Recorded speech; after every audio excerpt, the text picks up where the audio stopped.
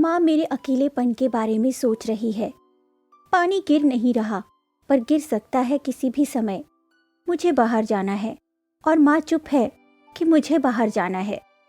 ये तय है कि मैं बाहर जाऊंगा तो माँ को भूल जाऊंगा, जैसे मैं भूल जाऊंगा उसकी कटोरी, उसका गिलास, वह सफ़ेद साड़ी जिसमें काली किनारी है। मैं एकदम भूल जाऊंगा जिसे इस समूची दुनिया में माँ और सिर्फ मेरी माँ पहनती है।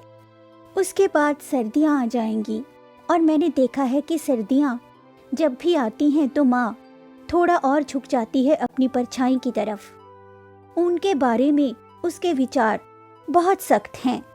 मृत्यु के बारे में बेहद कोमल, पक्षियों के बारे में वह कभी कुछ नहीं कहती।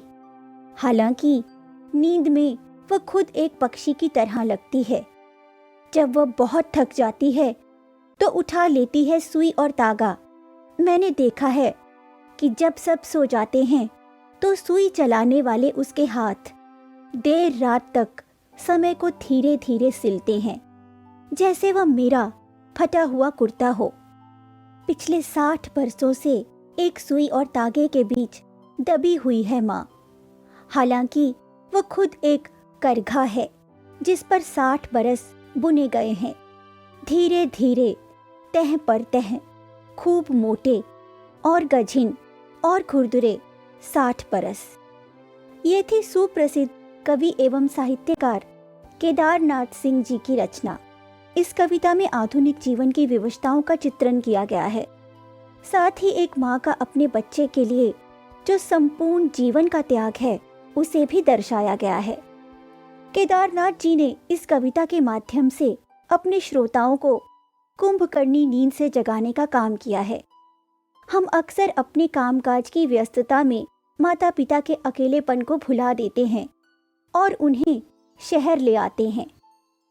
उन्हें उनकी पहचानी हुई गलियों से, पेड़ पौधों से, नदियों तालाबों से, पीपल और बरगद से दूर कर देते हैं। वो हमारे कारण एक अनजान और पराई जगह पहुंच जाते हैं और धीरे धीरे अपनी पहचान खोने लगते हैं। हमें लगता है कि समय सब कुछ भुला देता है, पर ऐसा होता नहीं। और विडंबना ये है कि अंत आते आते ये बूढ़े लोग अपने बच्चों को ही भूल जाते हैं। उन्हें वर्तमान का भान ही नहीं रहता। वो उन्हीं अतीत की गलियों में भटकते रहते हैं। केदारनाथ जी कहते हैं कि माँ के मन में अपने बच्चे की चिंता बनी रहती है। उसे ये भी डर रहता है कि मेरा बेटा बाहर जाएगा तो मुझे भूल जाएगा। हर बार सर्दियाँ आने पर माँ और बूढ़ी हो जाती है। ये किसी एक माँ की कहानी नहीं है, ये सारे बुजुर्गों की कहानी है। सबके सो जाने पर माँ सुई और धागा लेकर बैठ जाती है, मानो उनके द्वारा वो अपने जीवन को बुन रही हो।